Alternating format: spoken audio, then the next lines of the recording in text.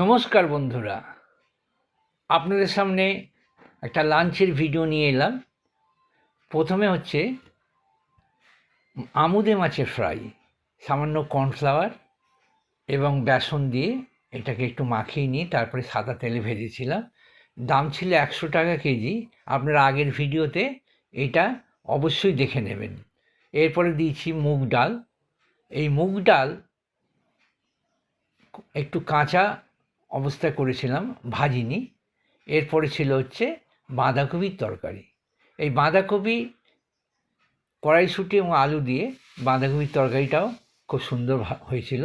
এরপরে ছিল হচ্ছে রুই মাছের ঝাল, কাঁচা লঙ্কা এবং লাল লঙ্কা দিয়ে। এটাও খুব ভালো হয়েছিল, রঙটা দেখুন খুব সুন্দর হয়েছে। এইটা পেয়েছিলাম 350 টাকা কেজি। এরপরে এই রকম ভিডিও যদি আপনারা দেখতে চান তাহলে প্লিজ আমার চ্যানেলটা সাবস্ক্রাইব করুন।